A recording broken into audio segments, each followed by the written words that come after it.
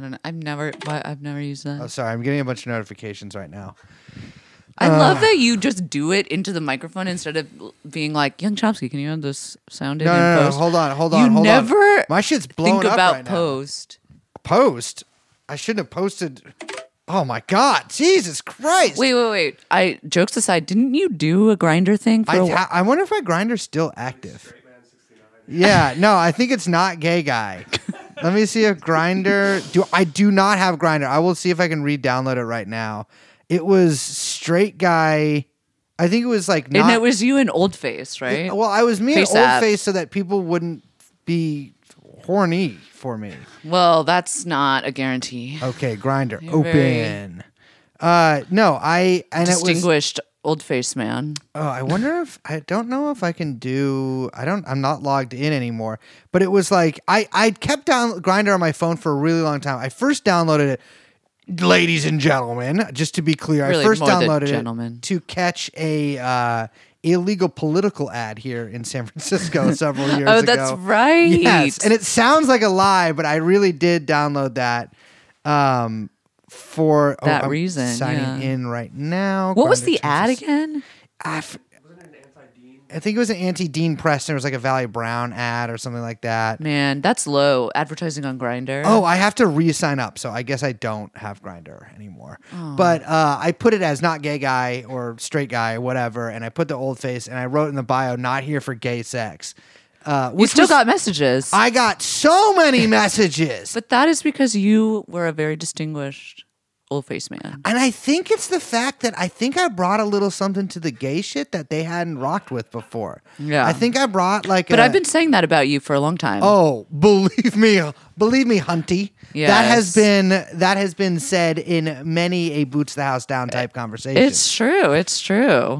You are extraordinarily gay. Yeah, well, yes, in the classical sense.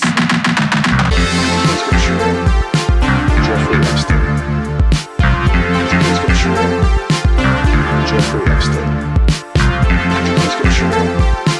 Jeffrey Epstein. Jeffrey Epstein. Come here. Jeffrey Epstein. Gentlemen, my name is Brace Belden. Hello, Brace. I'm Liz. We are, of course, as always, joined by producer Young Chomsky, and this is TrueAnon. Hello. We're Please, here. No one get mad at me for the intro. It was just jokes. We're all just joking. Women are gay guys. It's okay. But are they? This episode. No. No, this episode is a little different. We are joking around a lot right now, but this episode is going to be a little different. Yeah.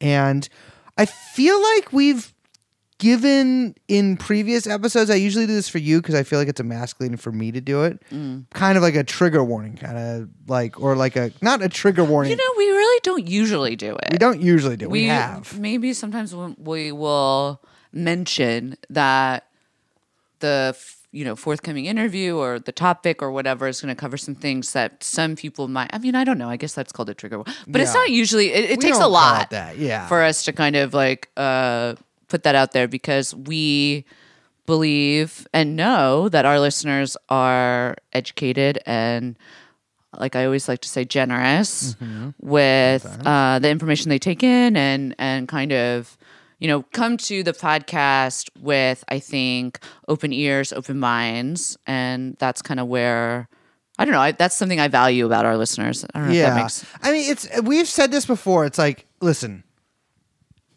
we oftentimes we talk to people we agree with. Sometimes we talk to people we disagree with. Sometimes we talk to people we don't know if we disagree or agree with them or whatever before we start talking to them.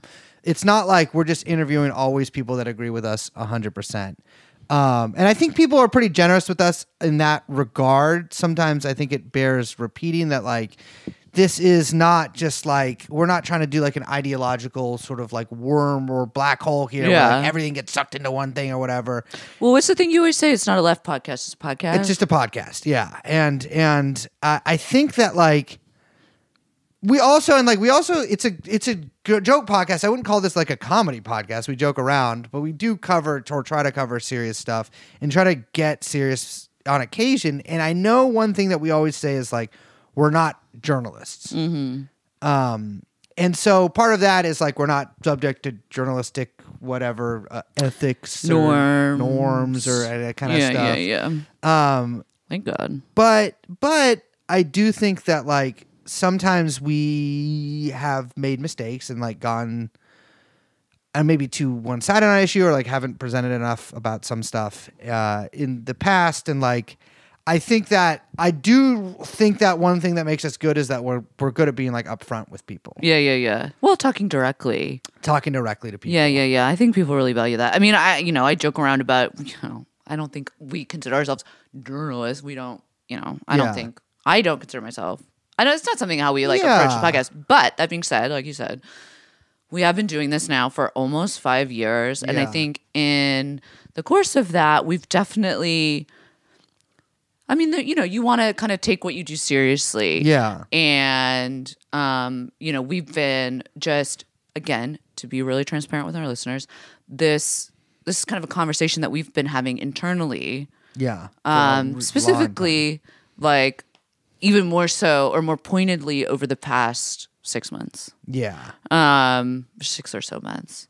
And, looking back, I think that we are very like proud of a lot of the episodes that we've done. Yeah. Since October 7th. Yeah.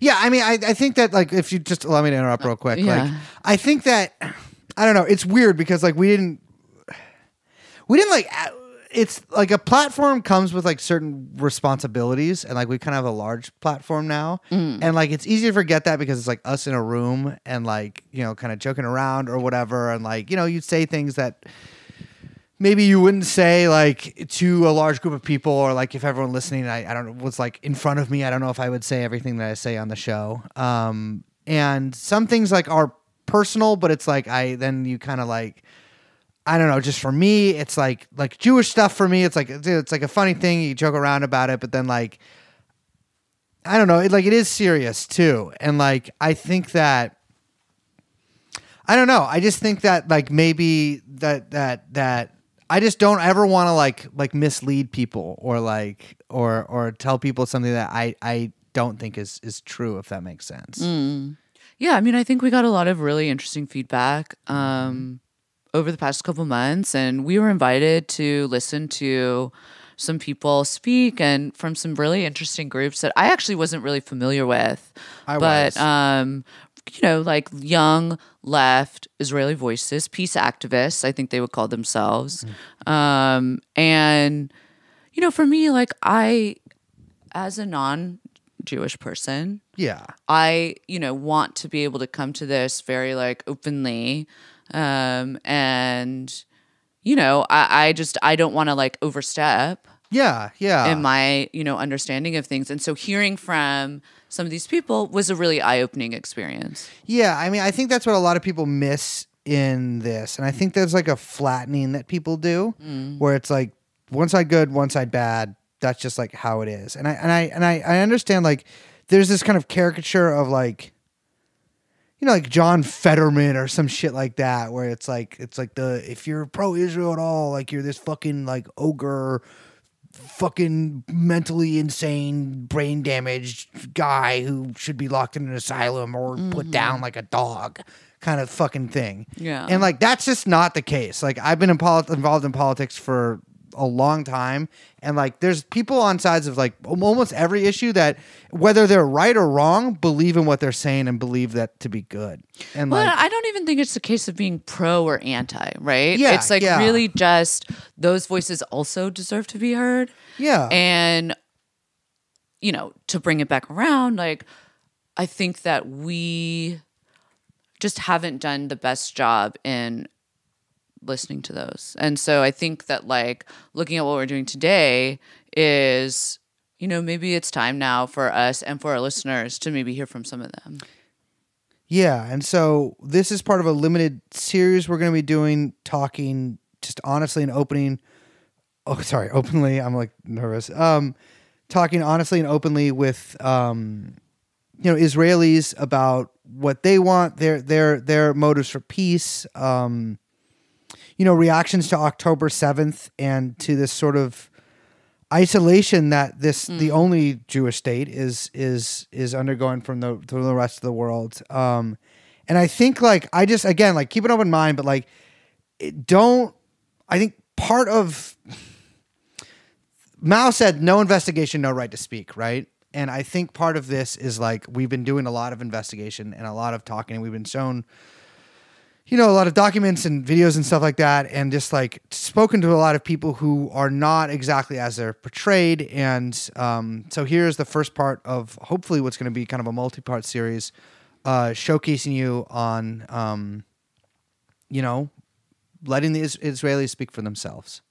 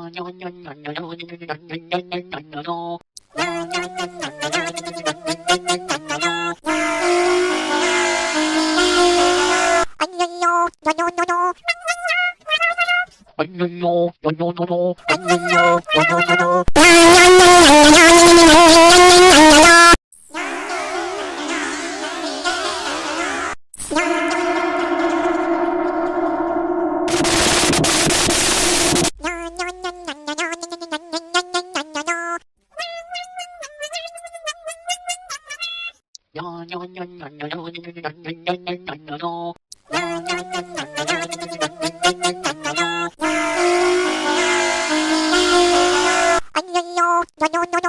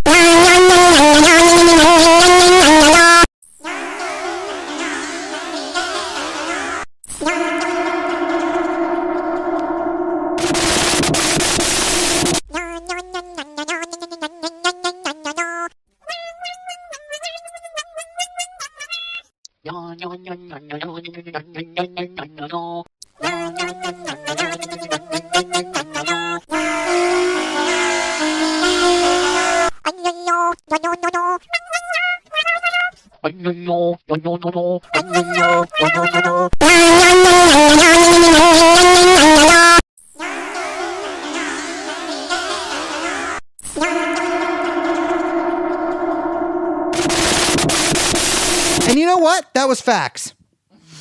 And that's what Israelis sound like to me. Mm-hmm. Wait, I don't know if I should say that. Well, you did. And honestly, if you're listening at this point, what is wrong with you, my brother? Yeah, you went through a lot to get here. You went through and that's why I'm going to tell you this.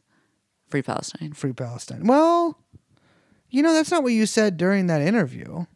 But, you know, it takes all kinds. Maybe a dog What will have fucking really liked interview are that. you talking about? We didn't do any interview. April Fools, cocksuckers. My name. You would say that. Yeah, whoa. Okay. That's a callback. Mm-hmm. To the beginning of the sucking episode. them little funky little penises. My name is Brace, the #1 gay pussy eater in America. Wow, you haven't done that one in a while. The gay pussy eater. I feel like I've retired a lot of my characters, and I think I need to go through a rebirth. Yeah. I feel like I still don't fully understand who he is. The gay pussy eater. Yeah. That is so. They're all like Does fractured he have like parts a of my. Kangle? Is he a Kangle Yeah, guy? so you know the Kangle that I don't know. That you wear Did we and talk you- about this in the last interview? night? No. Oh, that was last night at dinner. Yeah, when I was Yes. telling everyone that you leaned into wearing the Kangle that First of was all, given to you as a joke. You was not given to me as a joke. It was given to me by my father. It was not a joke. He But said you to took me. it as a little bit of a joke. I didn't take it seriously, and I did wear it at 2 Young Chomsky's house on Halloween as part of my white shaft no, costume. but you also put it on for me before then, and you I were put like, it on look for at this. lots of women. I put on the Kango for So lots it of means women. nothing. I mean nothing to you. You don't mean nothing to me. The Kango means nothing to me. You mean everything to me, baby. Please, come on. Don't, you please. Talking to women that fucking tone of voice is so goated. Wait, that needs another character name. Please. Because that's a side of Come your. on. That is a side of your personality. Fucking come on. I don't do please to women. I don't do please to women. I feel like that character's name is Sean. You know what? That's a Sean. No, you know what I don't say to women? I don't say please. Check this out. What I say, thank you. I say thank you to women. That's right. I say it's been a pleasure. Yeah. It's been a pleasure. That's, It's been a. Don't It's say been, pleasure. wait, let me get my mouth wetter. Let me get my mouth wetter. It's been a This fucking. is a little Easter egg because a lot of people It's been a were pleasure. like, I'm not going to listen to Israeli voices through that whole thing because it you. sounds insane and it's giving me a headache. And it's like, wow, that's anti-Semitic, first of all. Second of all, then you're not going to get these little juicy bits. One of the funniest things when like people get mad at me and like try to do stuff mean to me online is when they post that picture of me when I was like 17 playing at Gilman and we had an Israeli flag up behind our band. Oh, yeah. Have you ever addressed this? What do you mean addressed it? We stole You know it. what's so funny to me is people being like, look, see, you can see he's a Zionist rock I'm band. also wearing a shirt that says, I'm wearing a sleeveless shirt that says sex instructor first lesson free. It's the craziest thing to me. Like, I this don't is a want to be Zionist mean, activist. but there's some insanely stupid people online who literally like I don't know if they're being cynical or if they're like genuinely think they're very just- very I stupid. think it's But you all- see this photo and you're like, proof. He's a Zionist. Yes, Well, it's like the other J'accuse. The other funny one is people will post that one or the one of me and Dasha and although motherfucker, you know I could ruin your life in an instant, putting up the SS flag, which Wait, it's everyone okay. knows who that is that you bleeped. No, people don't know who it is Oh, that I I bleeped. do. Well, it's you might know who but he is anonymous. He might be a she. No, he does have long hair in that. Yeah. But people post that as like proof I'm a Nazi or something. Right. First of all, it's okay for me to have it. I'm Jewish. Second of all, I bought that from That's a great voice too. I'm Jewish. That's another facet of my personality. And second of all, I bought that flag. Weirdly enough, there used to be what we called the Gay Skull Shop on 16th in Valencia, and it was a shop that was Wait, like which one? you wouldn't even really think about it because from the outside it On kind of- 16th or on Valencia? on 16th, and it looked like kind of a leather shop. Which side? On the if you're walking down 16th to the like this from Guerrero or whatever Yeah. on the left. Okay. But next to Kind of like across from, I think it was like from not the Roxy, so I guess it's a block. Maybe it's on 16th Guerrero. And so it's like next to some other it's there. It's not there anymore. It hasn't been there for years. In fact, it was closing when I went there about 18 years ago. And I was like, oh, there's like having this blowout sale. So me and a friend of mine from Africa walked in there and we were like, oh, look at this. It was another like character well, he was. Okay. Turn that Kangol hat back around. Pakistani guy from Africa, but from there, we were walking around in there and looking at stuff, and it was all skulls. It was like a BDSM kind of like bear shop, but they had flags, and it was like pride flags, whatever. And then there was a giant SS flag, and it was $6, and so we bought it. I think we went 3. Did you ask why they had it? No, I'm not gonna interrogate the guy. You know, he's getting rid of it. He's selling it, and I bought it. I know, but I want to know like how he procured it. No idea. I think it's because it had a fucking skull on it. I'm not joking. Because it wasn't a straight SS flag. It had like the Totenkopf or something on it too. That's so funny. And so we bought it, and then Guy who's just into skulls, but accidentally built like a massive literally Nazi what I think it paraphernalia was. collection. And they famously love skulls, and we bought it, and then a year and a half later, I think, when we were making like a fake punk record cover, we were like, what do fake punk stuff have? And fake punk is a subgenre of punk that was like in the 1970s that was like major record companies were basically doing caricatures of punk bands. Yeah. And so It was like the Punk Monkeys. Punk Monkeys. The kind of style. Punkies. And so we were trying to do that. And so I spray painted an X over a picture of Frida Kahlo that I found. I got a picture of David Bowie and Lou Reed kissing, what looked like they were kissing. Sure. Put a bunch of whippets and dusters on the ground, a bunch of other like trash and punk flyers up, and then we put up the SS flag. And now this photo. And then they were like, snap. I know. And it's like, come on, brother. I'm not a Nazi. Okay. I'm not a Nazi. Nazi say what? I'm not a Nazi. I'm not a Nazi. I'm a C. Like, yeah, I'm a C of that. But I'm not a Nazi. I don't think you're a Nazi. I'm not a Nazi. What an awful Nazi I'd be. Yeah, you'd be the world's worst Nazi. Be the That's another horrible. character. The world's worst Never Nazi. on time. Never on time. Always complaining. Do not want to join the army. And loves Jewish people. Loves Jewish people. The In world's fact, worst Nazi. I'd be a horrible Nazi. And besides that, I'm scared of them. But with that being said, I don't know. This is nice. this was nice. It's nice to. We've been recording a bunch of interviews that aren't out yet. All with Israeli voices. Oh, real interviews with Israelis. with Israelis. I was like, that would be cool if we. But you can't. I don't know. I guess people go through Jordan. So I'm like, if you wanted to interview like settlers, like the insane people, do you have to fly into Jerusalem or Tel Aviv? Yeah, I think you do. But I think you could fly. But you can still fly into Tel Aviv. You're fine. I don't know. Well, we were about to. Yeah. Well, if things got on the campuses got crazy, I was thinking of doing it. I don't know if we could. Genuinely, I don't know if we could they would because let I think you in. I don't think they would because if you endorse BDS or any of that stuff, you're not supposed to be. But I'm like, how? But also, I don't know the stamps on your pass. Like, you might not. True, Iraqi stamps. Yeah, you might Yeah. just be turned away at the border. Yeah. Also, the fact that I would bring my SS flag. But I'd bring my. I don't think they have a.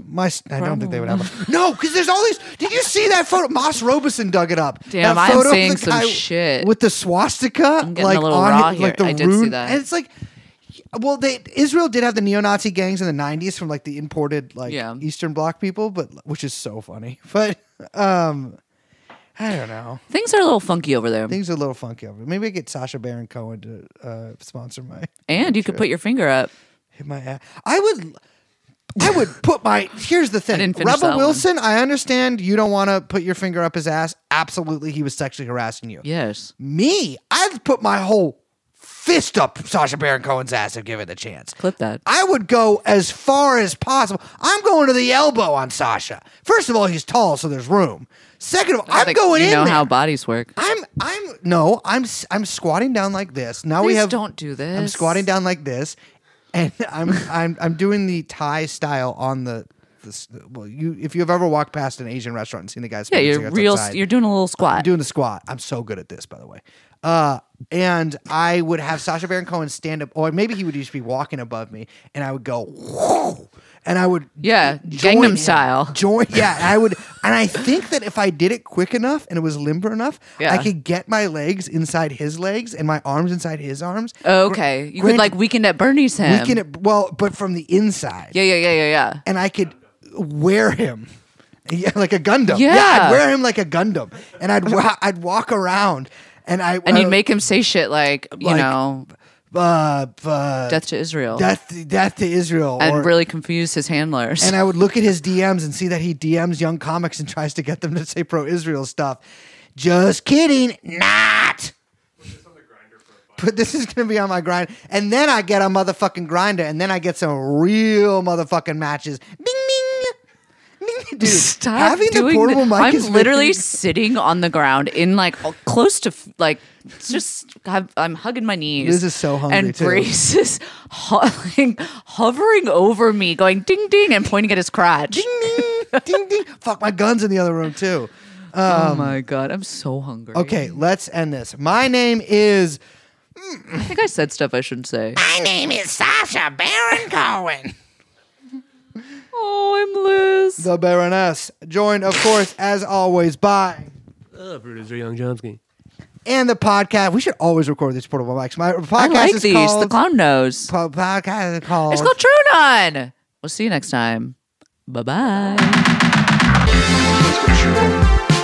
Jeffrey Epstein. Jeffrey Epstein. Jeffrey Epstein.